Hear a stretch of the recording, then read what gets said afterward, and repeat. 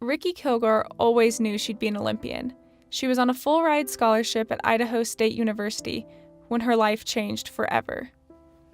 So on March 19th, 2000, some teammates and I were driving home from a pole vaulting meet, and I was the passenger in the vehicle, and we came across some black ice and lost control. If I could describe that moment, I almost felt like I was helpless or out of control for the first time of my life. And I was thrown 65 feet to oncoming traffic, and a truck driver saw it all happen. And there were a couple miracles that happened that night. Not only did I get to meet my guardian angel, but I also was able to survive and tell the story. When I regained consciousness, the doctor had told me that I had broken my back at T12L1 and that I would never be able to walk or have children. So as soon as I got out of the hospital, I had some friends up at Mount Rose Ski Resort introduce me into mono-skiing.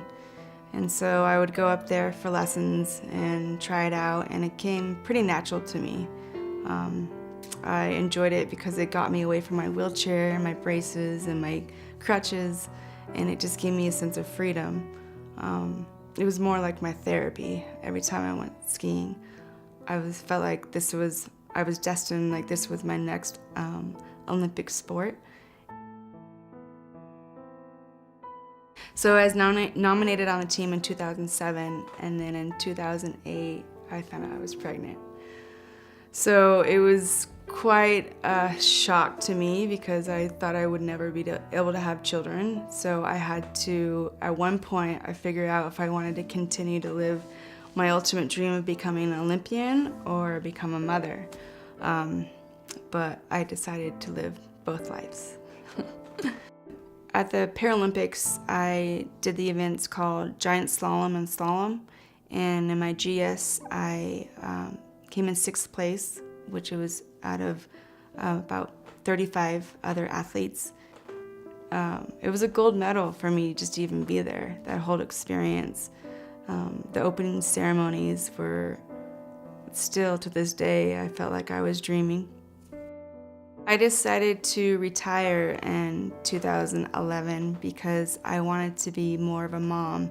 I was so focused on my career, and I needed to focus more on my family. So my next goal is to be competing in the U.S. Disabled Ski Team in 2018 in Korea.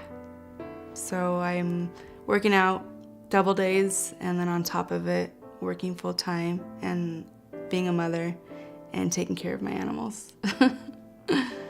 I would say the hardest part of training is that I've had to learn how to become creative and accommodate certain exercises.